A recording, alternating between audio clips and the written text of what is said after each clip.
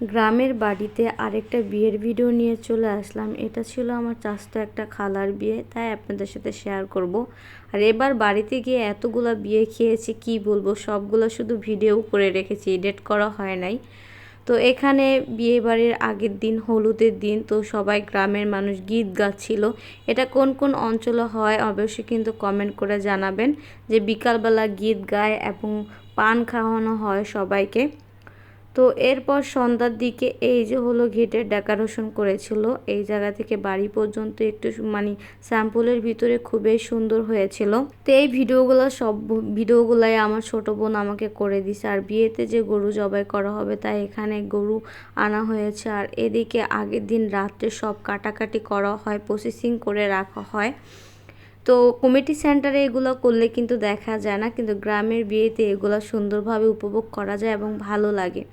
আর এই বছরে এতগুলা বিয়ে খেয়েছি কি বলবো, মানে বিয়ে খেতে খেতে ভাই অস্থির। তো বউ এই যে সেজে চলে আসছে হলুদের সাজে, বউকে কেমন লেগেছে অবশ্যই কিন্তু কমেন্ট করে জানাবেন।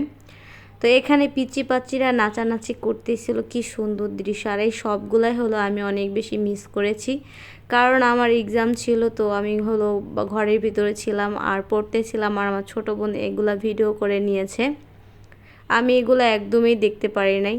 তো এরপর আমার ছোট বোন এখানে নাচানাচি করতেছিল, ওই যে কাপড় পরা যে মেয়েটা, ওই মেয়েটা পিচ্চি মেয়েটা কত সুন্দর করে নাচতেছে দেখেন। আমি তো পুরাই অবাক হয়ে গেলাম ওর নাচ দেখেও, কিভাবে এত সুন্দর করে নাচতেছে আর কিভাবে এই নাচ শিখলো ভাই। আমার মনে মনে মনে হয় কি আমি অনেক নাচতে পারবো, কিন্তু হলো গান শুনলে মনে হয় নাচতে পারবো, কিন্তু জীবনেও পাওটাও লড়ে না, কি আর নাচবো। তো বিয়ের দিন সকালবেলা এখন হলো বউকে গোসল করানো হবে, তো পানি আনতে যাওয়া হবে। তো সবাই এই যে হলুদ কাপড় পরে রেডি হইতেছে। আর এখানে তো গ্রামের বাড়িতে মানে তেলাতেলি কি বলবো, মানে হুড়াধুরা তেলাতালি, কেদা মাটি এগুলা দিয়ে তেলাতালি করা হয়। তো এখানে আবির দেওয়া হচ্ছিল। যেহেতু সব মানুষই এখন একটু আধুনিক হয়েছে, তাই গ্রামের মানুষও কিন্তু অনেক আধুনিক হয়ে গেছে, তারাও আবির দিয়ে খেলে। তো পানি এই যে পানি নেওয়ার জন্য আসছিল, এই দৃশ্যটা অনেক বেশি ভালো লেগেছিল বলেন। আর ক্যামেরাম্যান দেখেন কিভাবে ভিডিও করতেছিল।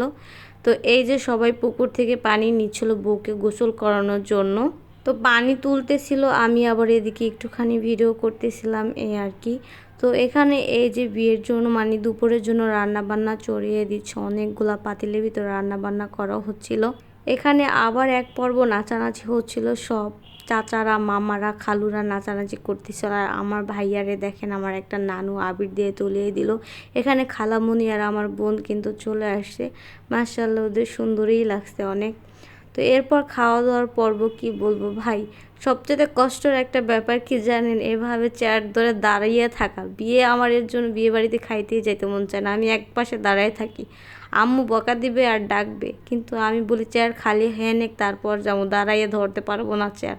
এতে খাইতে পারি আর না পারি, কি একটা যন্ত্রণার ভিতরে আছি বলেন। তো এরপরে এই যে খাওয়া দাওয়া শেষ করে বউ পালা থেকে সেজে চলে আসে, বউকে মাশাআল্লাহ সুন্দর লাগতেছে। আর বউ আসার সাথে সাথে দেখি বরের গাড়িও চলে আসছে।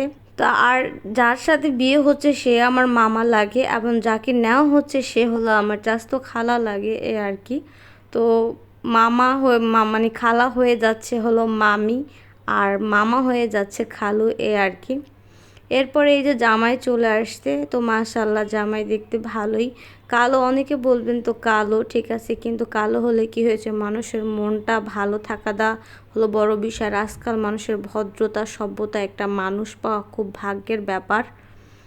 তো ও আল্লাহর হাজার হাজার ও আল্লাহর কাছে শুকরিয়া আদায় জানালে ভালো হবে, কারণ মামাটা অনেক বেশি নরম ভদ্র। যেহেতু আমার মামা, আমি তো জানি যে মামাটার আচার ব্যবহার কতটা সুন্দর এবং নরম ভদ্র। তো এখানে এই যে জামাইকে বড় প্লেটে খাবার দাবার দেওয়া হচ্ছিলো। এখানে মানুষের জন্য আর এন্ট্রি নেওয়া যাচ্ছিল না, আপু ওরা ছিল, তো আমি আর গরমের ভিতরে ওদিকে যাই নাই। তো বউকে এসে এখানে একটু ভিডিও করছিলাম, তো বউকে তো সুন্দরই লাগতেছিল। এই যে তাকে স্বর্ণের জিনিস দেওয়া হয়েছিল, রুলি, তারপর হলো গলারটা এবং কানেরটা, এগুলো বাহির থেকে নিয়ে আসা হয়েছিল। এরপর কাবিনের পর্বটা শেষ করেছে।